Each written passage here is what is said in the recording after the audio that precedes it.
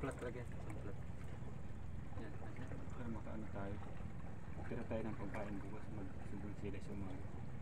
Yan o. May mga bato na kayo. Marunong dyan. Pilipinsya na sa mga karang. Ang ganyan ko lang pumain.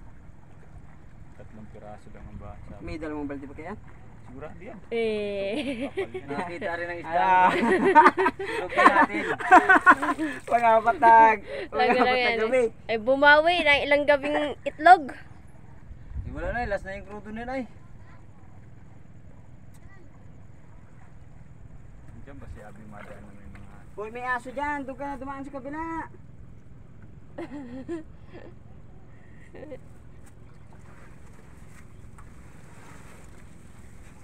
Oh, may dalawang balde pa nga nito. Sige. Di ba ga pwede yung palangganap eh?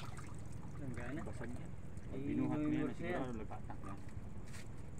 Basta makakapangusa dyan. Sayang naman. Lahat yan tama. Ano. Agaw po yung nag-ano eh. Yan, ang ganda sa bitan. Pili daw. Wala ka nang lalagyan. Doon sa palangganap ilagay. Ang gabi. Pili tayo ng mga panabit. Ay, langgana. Parang malalaki naman. Ito nga, maganda po. Maganda pag pain sa ano, sa pagsilay.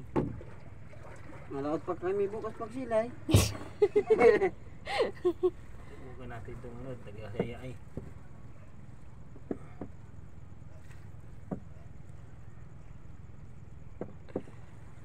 Tapos pang ano kayo bibigay, pino na yung ano, ibukod mo na rin yung pangpadara o na.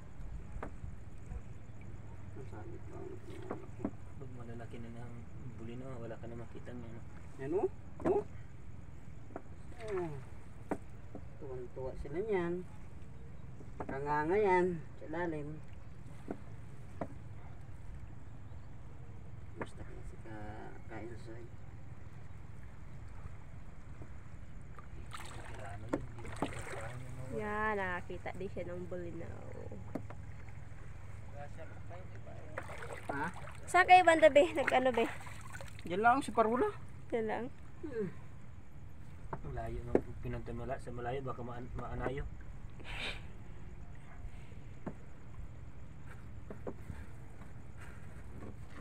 May ilaw na yun, mahina na ilaw na yun. Huwag pang sa ano sana pa umaga.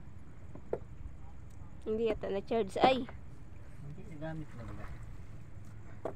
Nakonsumo na. Sabagay, maga pa man. Kapal ito dito, oh. Ito yung kalaliman dito. Kinakihan ng ano yan dito.